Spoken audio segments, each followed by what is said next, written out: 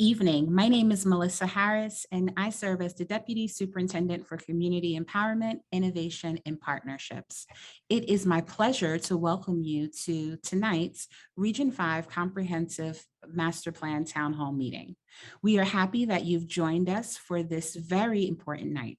Tonight, as we discuss the comprehensive master plan, provide you with an update on SPLOST 5 and field questions, we hope that you will be provided with a greater clarity and a renewed sense of partnership with the district. At this time, Superintendent Cheryl Watson Harris will bring you greetings. Thank you, Mrs. Harris, and thank you to everyone who's in community with us this evening. I am Cheryl Watson Harris, your super proud superintendent of the DeKalb County School District. Thank you all for joining us this evening. We know that it's precious family time, and so we are grateful that you would prioritize this time with us this evening to discuss what we believe to be a very important topic within our community. And that is our comprehensive plan, our comprehensive master plan, or our CMP, as well as our SPLOST 5 projects. And it's important for us that those two things were coupled for this meeting because we want to kind of look back at the work that has been done and work that you have lots of questions about as we plan for how we move forward. So that was really important to us. This evening, we aim to provide updates on exactly where we are in the process. And we know that that's very important to our community stakeholders. To bring clarity to questions and concerns, we know that there have been some regarding our SPLOST 5, and to hear from you as well as address your questions. I will say that the first two town halls have been extremely informative and helpful for our team as much as we have provided information. And you should know how much we appreciate the questions that you ask and the feedback that many of you have provided us during the meeting and even after the meeting. And our team has taken that information and we hope that you will quickly see our response to the questions and the concerns that you have raised for us. We're eager to ensure that our scholars are not only given a variety of high quality and innovative academic options, but also that they're educated in facilities that allow them to thrive. We are ready to move forward. We know we've had some bumps in the road. We're acknowledging that, but we're ready to move forward, and that the fruits of these meetings and the conversations that we have and the way we co-create our vision for the DeKalb County School District will help to chart a productive, efficient course for the district for years to come. That's pretty powerful, and we just want to acknowledge that. So again, I want to thank you for your time. Thank you for being in community with us. And at this time, it's my pleasure to turn it over to our regional superintendent, Dr. Trisilla Weaver, straight from jury duty. So we're happy that she's here. Thank you, Dr. That's Weaver. right, Superintendent Watson Harris, and thank you so much.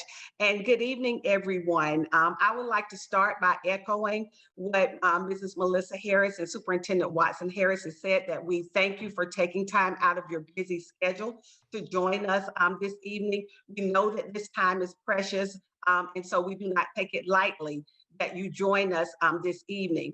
One of the things that we strive for as a district and as a region is to stay connected with our community. And we also want to give voice to all of our stakeholders. And this town hall, the Region 5 CMP Town Hall, is one way that we are doing that and making sure that our voice is heard, our voices are heard in Region 5. And so I am just excited to be here this evening to participate in any way that I can to make sure that the needs of our region, as we look at the Southwest DeKalb cluster, the Dr. Martin Luther King Jr. High School cluster, the Miller Grove cluster, and of course our Bowie Theme School, to make sure that we are united and making sure that our voices are heard tonight. And any other stakeholder who's joined us, we are welcoming you into this setting as well, as we use this platform to give voice and to hear from our stakeholders. So again, thank you so much, Superintendent Watson Harris and Mrs. Harris. And I think I am turning it over to Richard at this time. Again, welcome. All right. Thank you, Dr. Weaver.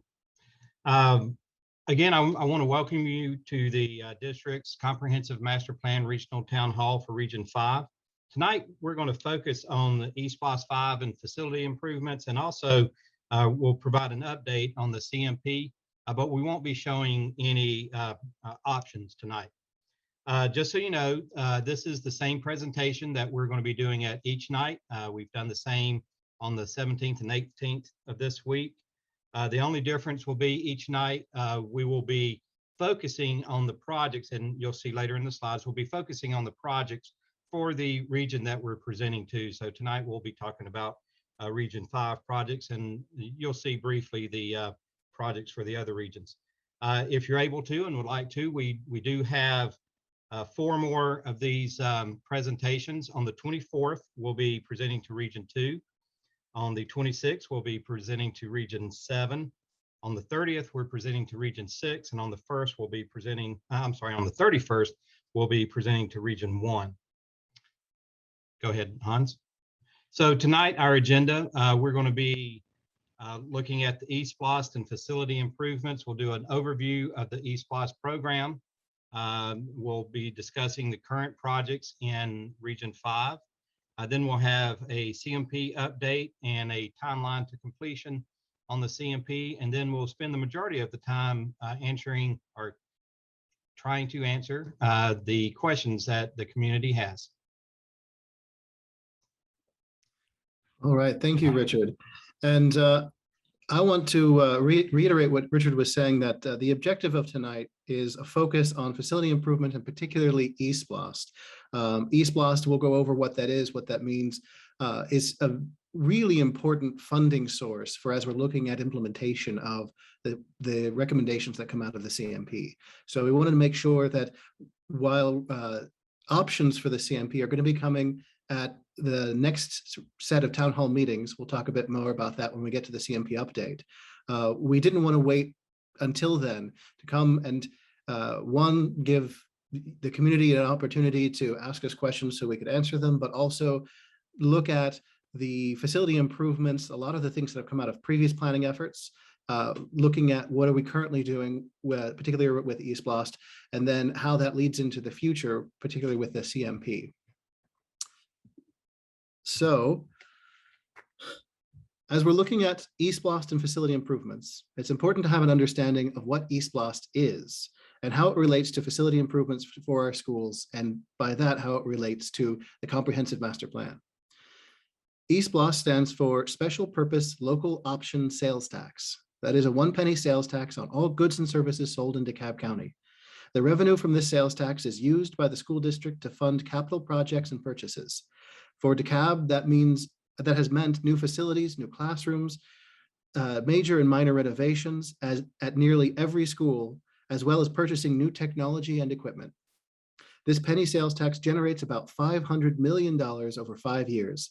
And while this is quite a lot, the estimated cost to address all facility needs around the district is over $2 billion. This means that eSPLOST is and will continue to be a necessary funding source for facility improvements in this district. The eSPLOST sales tax is approved by voters every 5 years, and so operates on a 5-year funding cycle. We are currently near the end of the 5th cycle, eSPLOST 5, which began in July 2017 and ends in July or just before July 2022. This coming November, DeKalb County voters will vote on renewing eSPLOST for the next funding cycle, eSPLOST 6. Over the nearly 25 years of its existence, eSPLOST has been in place. It has paid for 36 new replacement schools, 31 building additions or school conversions, over 40 elementary school gymnasium additions, and major and minor renovations and improvements to nearly every school or building in this district.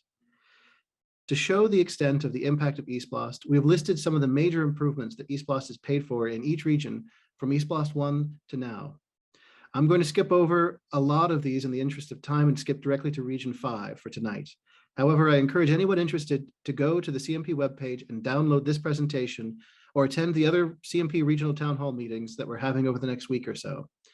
The content of each presentation will be the same, but I will be highlighting the major projects in a different region each night. So for tonight, let's go ahead and skip ahead to Region 5.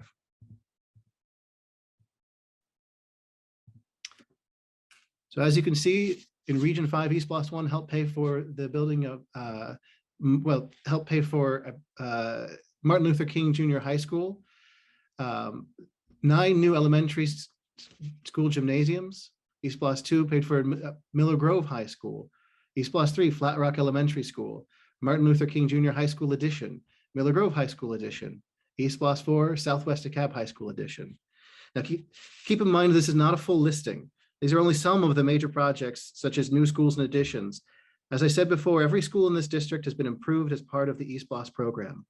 Now, let's skip ahead to current projects. What are we working on right now?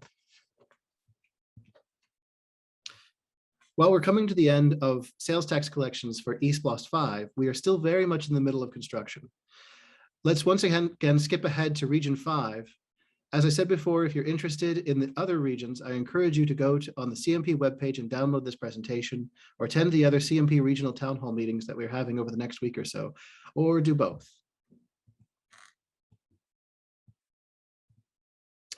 So here we are at Region 5. You can see here that at Salem Middle School, we have HVAC replacement. And this is this replacement of the full HVAC system. Also at Woodridge Elementary, HVAC replacement.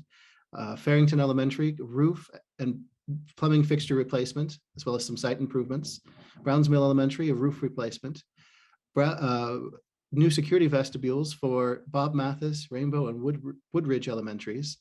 And then turf and track installations at Martin Luther King, Miller Grove, and Southwest DeKalb High Schools.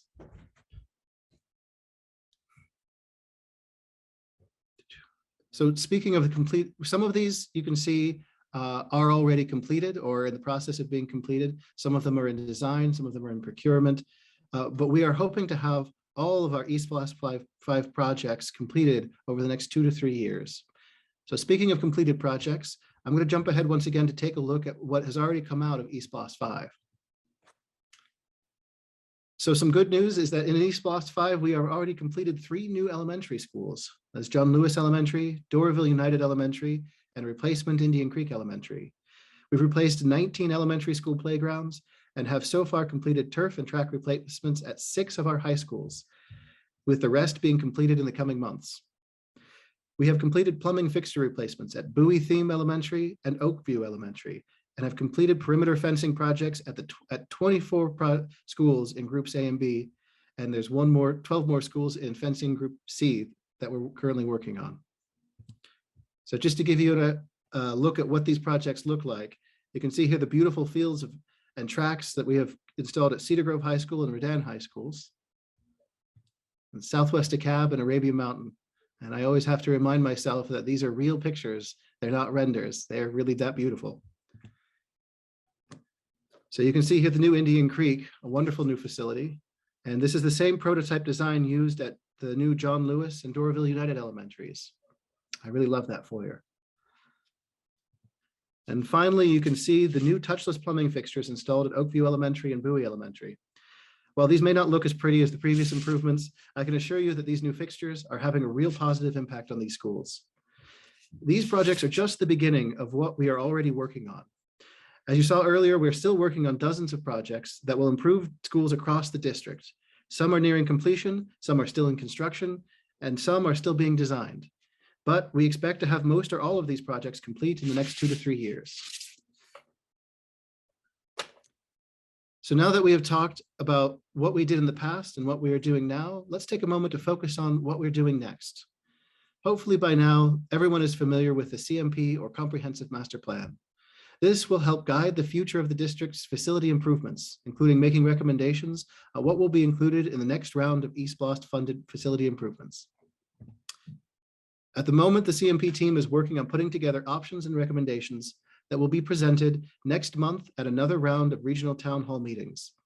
Many of you may remember that we have been working on the CMP since the end of last year and had originally hoped to have options ready by the time school let out this past school year.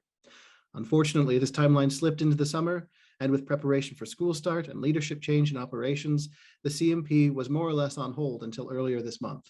That also means that some things that we had hoped to have completed over the summer, such as the monthly status reports for the CMP, were delayed. We'll be putting out the August report here in the next week. And updating the assessments, the FCAs and ESAs, which we had hoped to have new versions of those up by now. Those will be coming in the next few weeks. While we've lost some time, the next round of town hall meetings will put us back on track for completing the CMP, as they will give you the chance to give us your invaluable feedback on the direction of the CMP, in which the CMP team will use in drafting the comprehensive master plan. So to give a more complete timeline, you can see in green the August and September regional town hall meetings. In gray, you can see the development of CMP options for facilities, special programs, redistricting, and prioritization of facility improvements. These are happening right now in preparation for the regional town halls next month. In blue, you can see the final components of the CMP, the implementation plan, financial analysis, draft project list for East Blos 6, and the final draft of the comprehensive master plan. The CMP team is working hard to make up for lost time and complete the CMP this fall as originally planned. So with that, I'm sure there are several questions from our community, and we would like to spend the rest of this hour addressing them.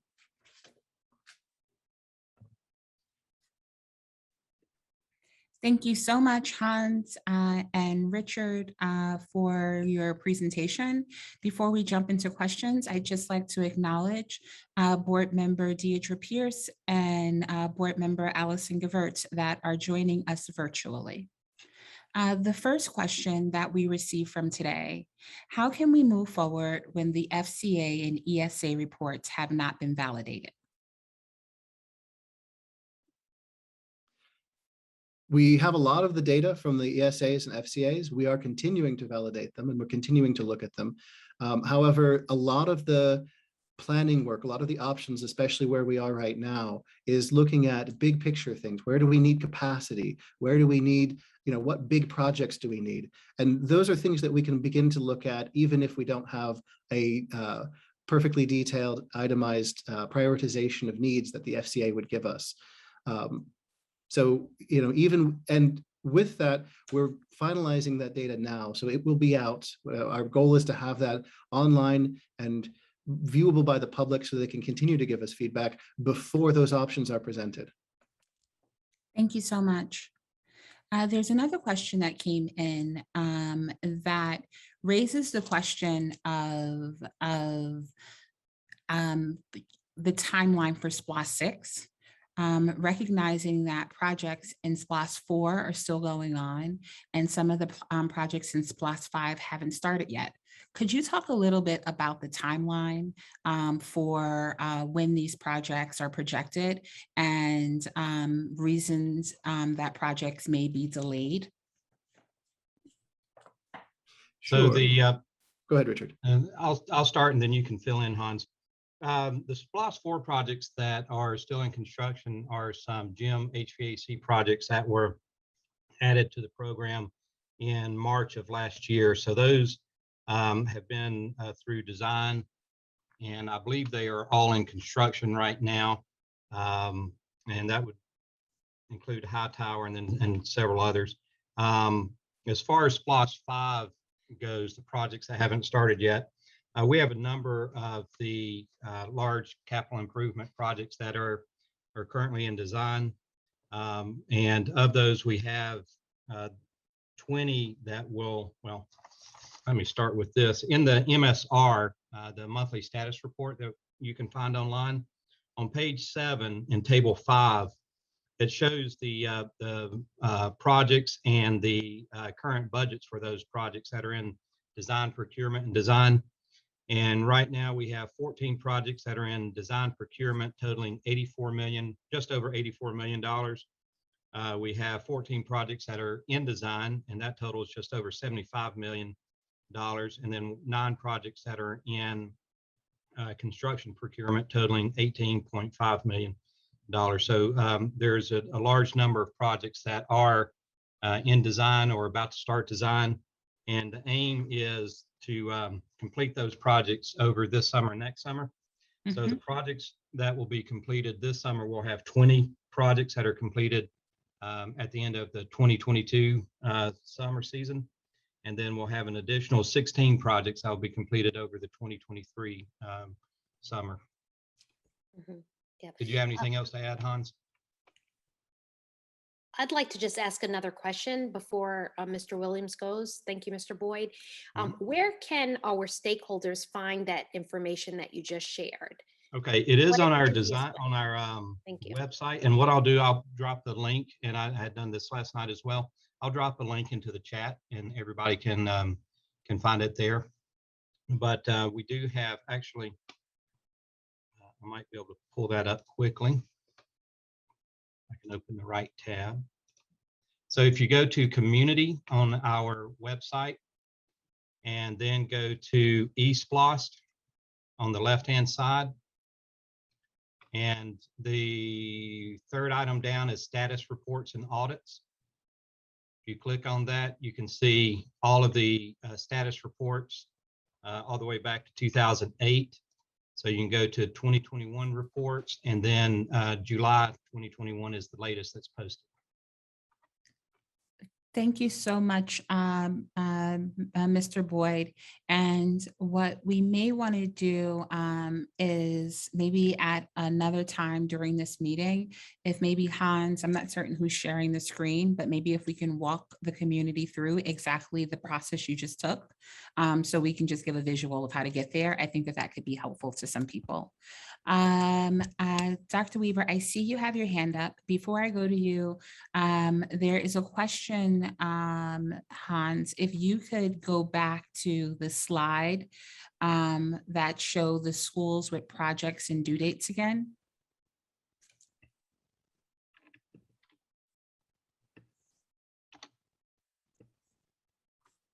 Okay, great. So let's leave that there for a second, as I'm assuming that there may be some questions that Chrissy Daniels may want to draw from there. And Dr. Weaver. Yes, thank you. I wanted to just talk and see if we can get a little bit of information regarding some of the parking lots at many of the schools. They're experiencing situations with potholes and different things like that, sometimes due to the weight of some of the vehicles. And so that's one of the concerns at a couple of Region 5 schools. And also, although I see several things about HVAC on the screen, HVAC and roofing leaks are concerns that we also see quite a bit of in the region. And so if we can just give a little information to that. And then the last one for me would be some of our aging schools. We do have some of the some schools that are very old in the region, to see what would be some plans, if any, at this time, or are we just gathering that information for some of those schools that are very old in the region. And I want to thank the Region 5 principals. They are here online, and those are some of their concerns. Thank you, Dr. Weaver. Hans or Richard, will you be responding?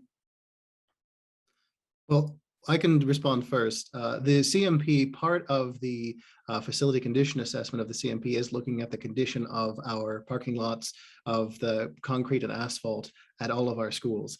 We're aware that we have many schools that have many issues with the condition of the asphalt, and sometimes even the condition of the pavement at our schools. And there are several schools in eSplost 5 that are getting the additional parking and are having their existing lots repaved, but it's only 10 schools, and we recognize that there's a much greater need around the district. So that absolutely is being looked at as part of the CMP and the prioritization of facility improvements. And that goes too for our older facilities. You know, a lot of the needs as schools age, as major building systems like HVAC and roof reach the end of their life cycle, or are just in poor enough condition, regardless of life cycle, that they need to be replaced. A lot of that's the reason for these facility assessments for the FCAs, the ESAs, is to capture that, so that we can prioritize and put that all together into a comprehensive list of facility needs for the district, a prioritized list, and then that translates into whatever funding sources we have. At the moment, we're talking a lot about eSplost, so that'll be translated into the eSplost 6 project list.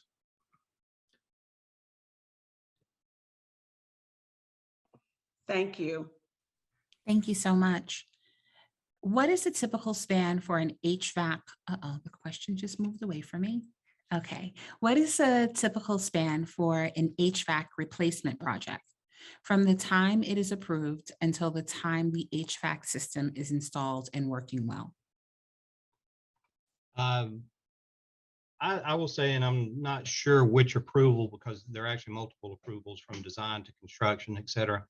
What we typically try to do, since these are very invasive projects, is we'll get the design finished early in the school year, late in the calendar year, so that we can take the projects for board approval early in the calendar year, so we can have the contractors geared up and ready to start at the end of school. Now, since these projects are very invasive, they can only be done during the summer. And depending on the size of the facility, it will typically take between 1 and 2 summers to do the work. Thank you. How many SPLOST 5 projects will be left after 2023? That I'll have to, I saw that question earlier, and I've actually quickly texted that to our AECOM counterparts. That one we'll have to respond to on the or after the meeting. Yeah, I do know that the vast majority of these projects are scheduled to complete sometime in 2023 or before, but Yeah. we'll have to verify the exact number. I haven't had time to count the numbers on the sheet yet. Right. And I just would like to acknowledge why that might be important to our stakeholder group as they're thinking about supporting SPLOST 6. Yes. So we, unfortunately don't have that information tonight, but we can make a commitment also to make sure on the website that we lay out a clear kind of Gantt chart or timeline for the completion of all projects so that stakeholders have that in real time, right? I think that'd be great for us to work on. Thank you, Mr. Boyd. Going back to the question around the HVAC, there was a little bit more clarification and specifically what our stakeholder was looking to understand. The question is around how long does it take for the HVAC installation from when the board approves it, because that's when the public starts expecting the relief. For when the board answer any? For when the board approves construction? Yes. Okay. Let me Go ahead, Hans. talk about that a bit, because this gets into an answer to an earlier question as well. The project eSPLOST is a long-term thing. In the presentation, I mentioned that it's on a 5-year funding cycle, but what that means is generally work is done prior to the funding cycle beginning. So like we're working on the eSPLOST 6 project list now, before July of 2022, when the funding actually begins. And while the funding cycle will go for 5 years, just like with eSPLOST 5, its funding cycle ending here at the end of June of 2022, construction, the use of that money often extends for a couple of years beyond that cycle.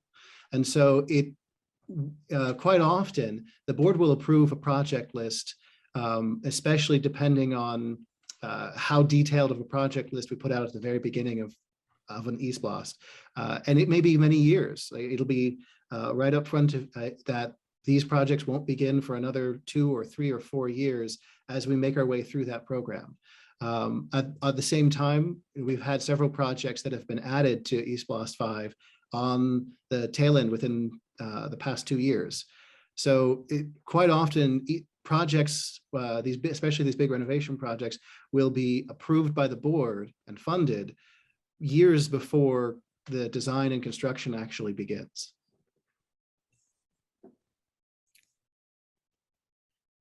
Thank you. Can you share your thoughts on the relative priorities of new athletic projects and repairing potholes and pothole-filled parking lots? looking at the relative priorities of these different needs is a big part of the CMP. So any priorities I may have are, honestly, I would say that's part of what the CMP is trying to achieve. So when the prioritization of facility needs comes out from the CMP as part of what's presented to the board, that prioritization is part of the discussion and is part of what will eventually become the project list. There's also a recognition that priorities change over time. So one of the things that, as the director of planning for the district, that I'm looking at is how do we make sure that these questions of prioritization of not just our existing projects, but our upcoming needs, how do we make sure that that conversation of prioritization continues, not just during the CMP process, but on an annual basis, on an ongoing basis. So at least in the immediate sense, that question of prioritization is part of this conversation, the CMP conversation that's going on right now, that this town hall, and especially the next town halls, as we're talking about options, while it is looking at the bigger picture, it will help inform the prioritization of needs going all the way down to potholes and athletic facilities. How does a school qualify to get on the project list if it is having roof and plumbing issues? So the primary data source that we look at is there's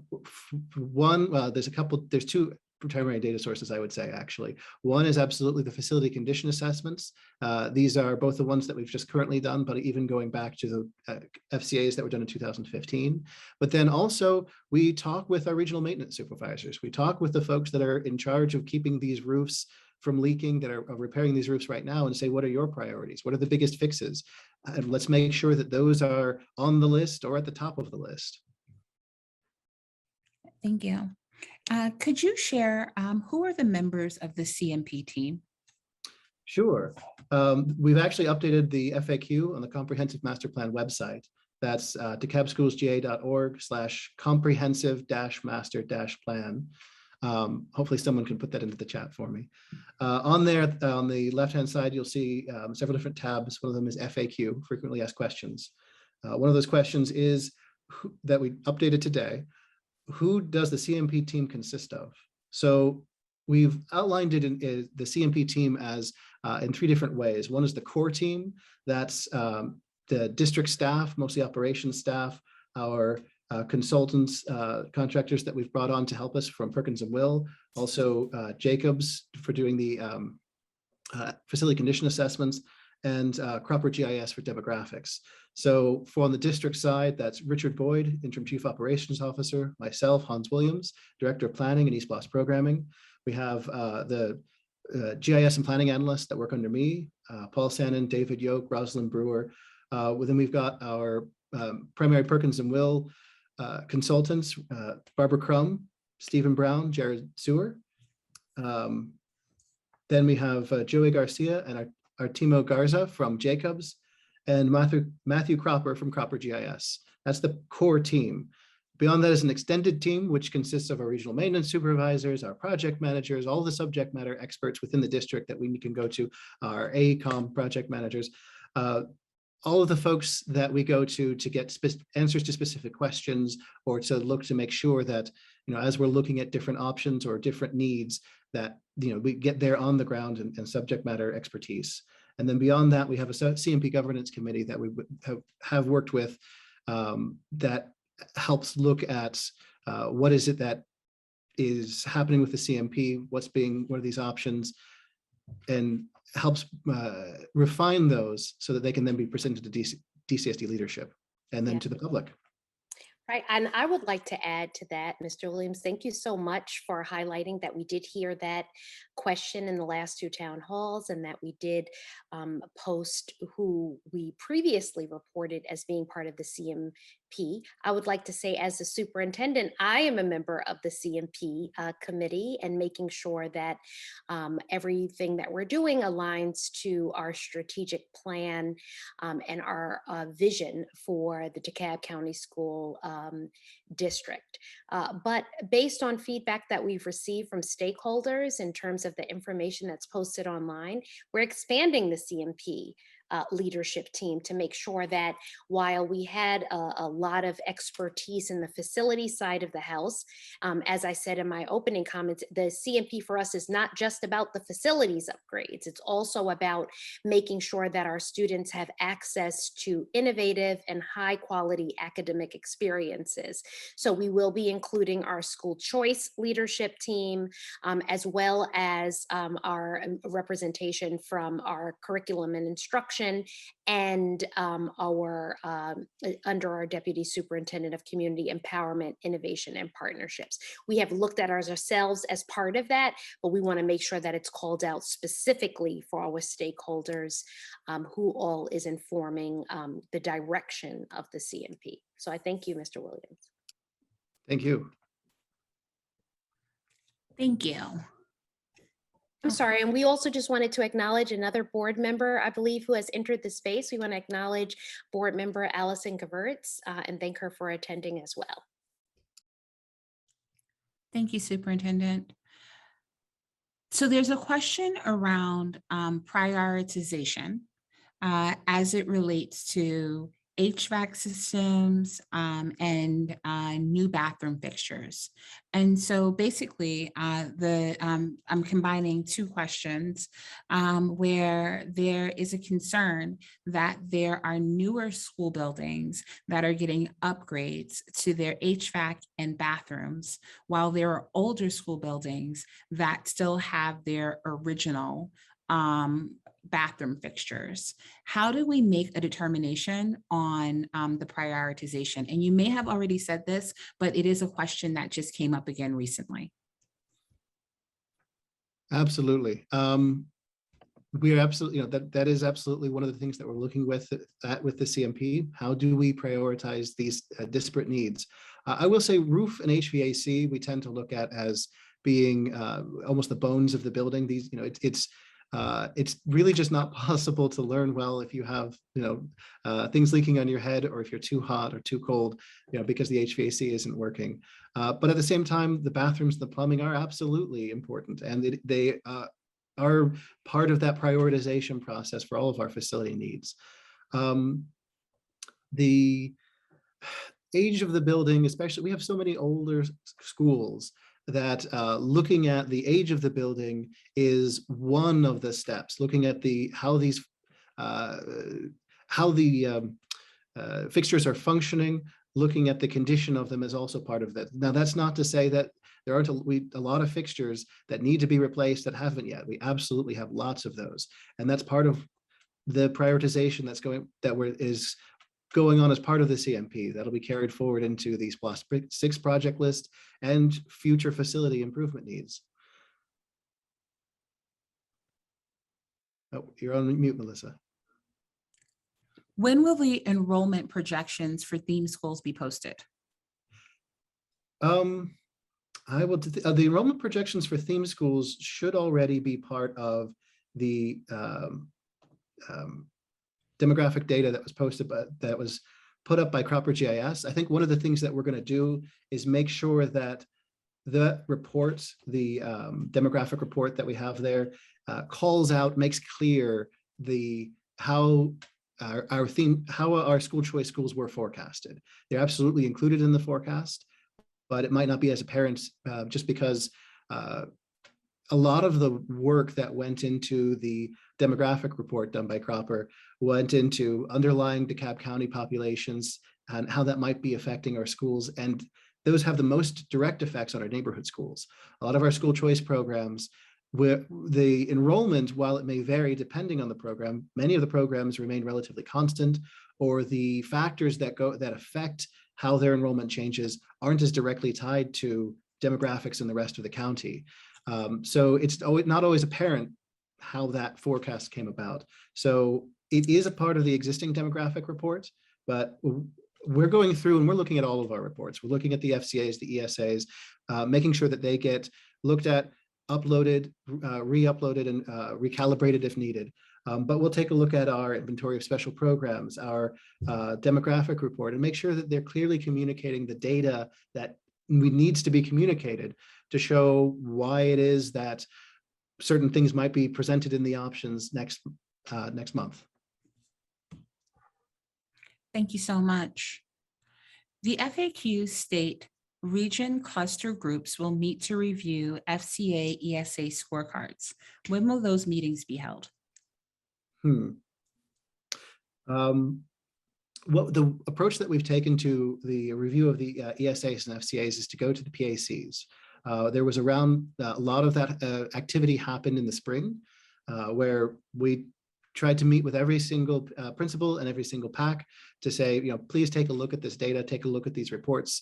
Even at the time when they were in even rougher draft form than now, they've been updated since some of those meetings that we've had. But we've tried to keep everything in draft form and communicate with our PACs to say, keep giving us feedback. With that approach going on more of a school by school basis, it hasn't been regional. I think we'll update the FAQ language to reflect that.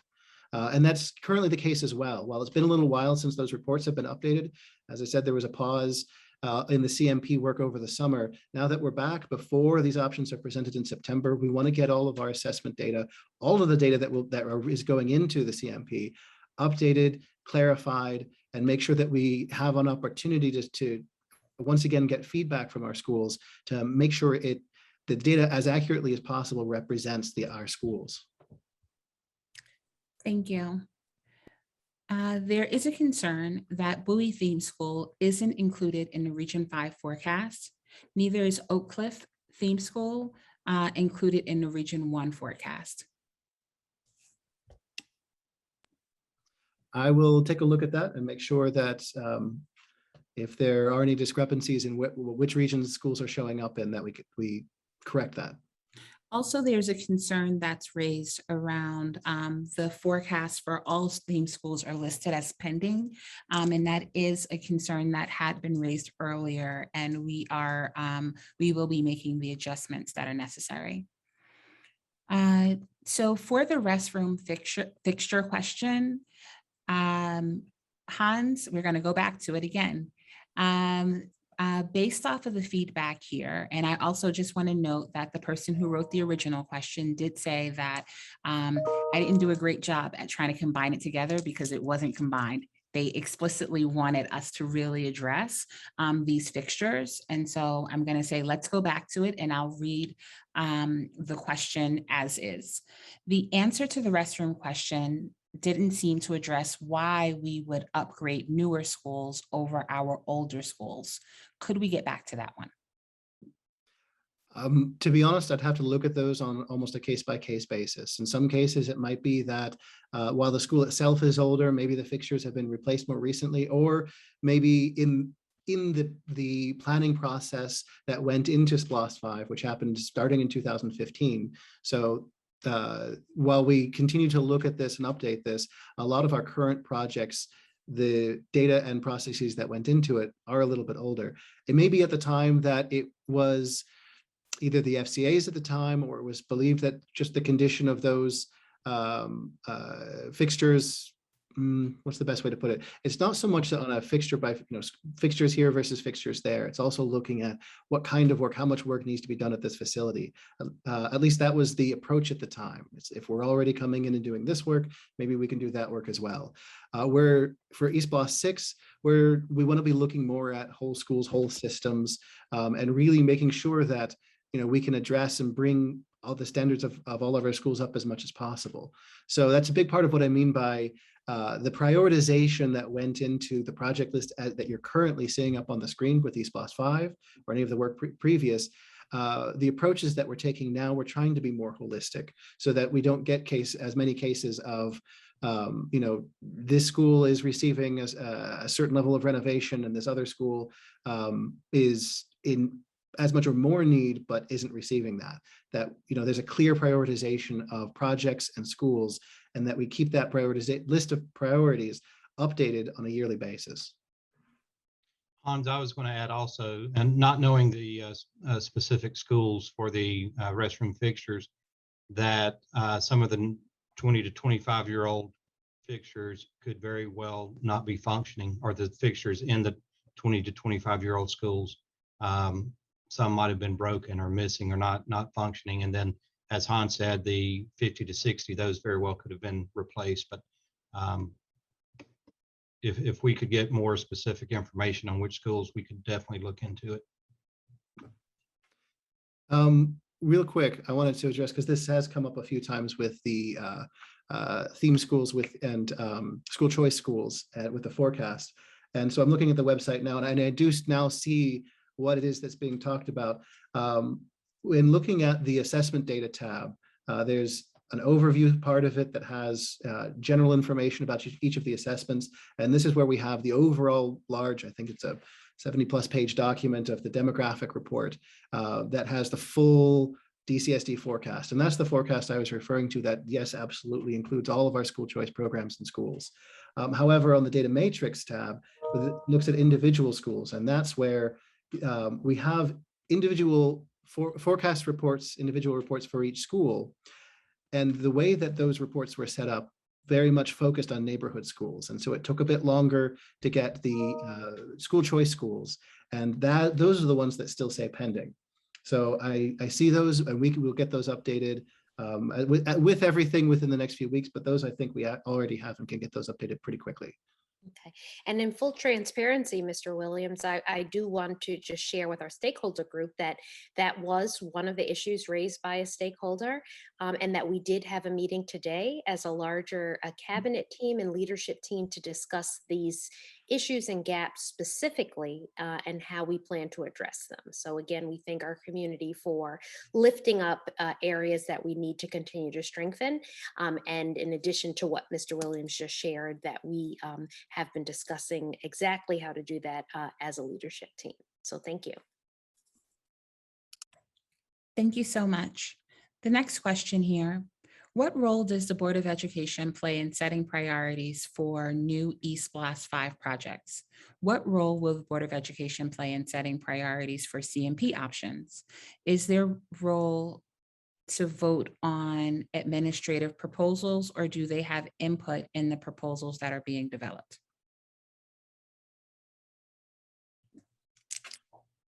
So the primary role is to pass the administrative recommendations. However, I'll also say it would not make sense to bring recommendations to the board that the board would be hugely not in favor of. So generally, yes, we communicate with first the superintendent and then through the superintendent to the board when we have major recommendations, major changes to either new projects, major changes to the program. We make sure that those get communicated so that when the board sees them and votes on them, they're not seeing them for the first time. It doesn't come as a surprise, and they're hopefully things the board can either support or make constructive changes to. Thank you. I'm just going back through the questions to see if there were any that we've missed. Melissa, if I may, Yes, ma'am. if Hines or Richard can speak to lighting, I do know I want to acknowledge that we got some beautiful new lights at Miller Grove Middle School internal, and we had some lighting done at Dr. Martin Luther King Jr. High School. But where does lighting, interior and exterior, fall in the process? And also with painting, some of our schools, as we indicated, are very old and need just a full refresh inside and outside. Would those things fall within the scope of the work that we're looking at right now?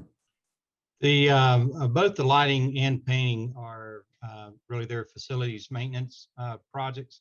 The lighting that has been replaced has a lot of that has been done by our vendor SSC, where they will come in and take out the old fluorescent lights and put in new LED fixtures. But that's done as a maintenance project, and typically we'll do hallways and common areas first, and then try to move to classrooms. As far as painting goes, that is also an outside vendor.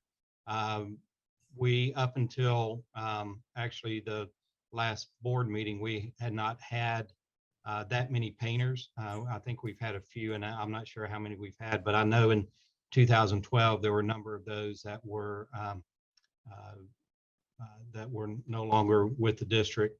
But this current budget cycle that was just approved, we did have some budget in there to hire new painters so that we can come out and paint some of the schools and do a refresh. But yes, both of those are under our maintenance department. I'll also add to that, sorry. I'll also add to that we do look at things like lighting, especially lighting, as we're doing some of these facility improvement projects, particularly Yes. things like HVAC replacement, where we're already going in and lights are going to have to be moved in order to replace ductwork or major systems. So when that happens, we don't put back old lights, we put in the new lights. And so a lot of times some of these lighting upgrades happen as part of a larger renovation project. And if our stakeholders want to keep up with the process and look at the timeline as things progress, would it be best for them to go to the CMP site to be able to do that? I know we do have a second round of town halls coming, but someone who wants to track that process along the way, what is the best way for them to do that? So the best way to keep track of the CMP process is absolutely the website. We keep announcements of new meetings. We post any data coming out of meetings, any of the public feedback, like the comments and questions that will be coming from all of these town halls. We'll be answering and posting that up on the CMP webpage. That for the CMP, that is the best way to do it. For the process of any of our eSPLOST projects, then I would recommend, as Richard pointed out, the a monthly status report on the eSPLOST webpage is a great way of doing that. Or if your school is receiving a project, depending on the size of it, especially if it's a major project, there'll be a, remind me, Richard, what CAC stands for. Construction Advisory Committee. Thank you.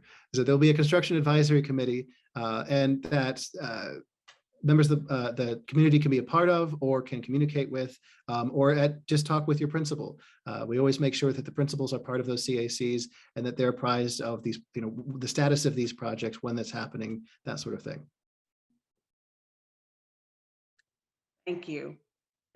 Mr. Williams, you raised a good point around this construction advisory committee.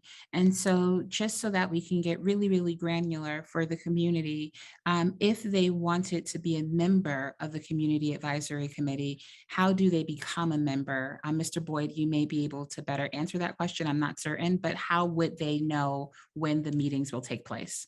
Yeah, so what we do on our larger projects, at the beginning of the project, we do a call through the school. We did that most recently with the Dunwoody-Chamblee Elementary School. It's, I guess, a website, or it's an ad on the website or a banner on the website that will let everyone know that we are looking for volunteers for this, and then community members can apply through there, and working directly with the principal advisory committees at the different schools. And they're a subset of the principal advisory committee.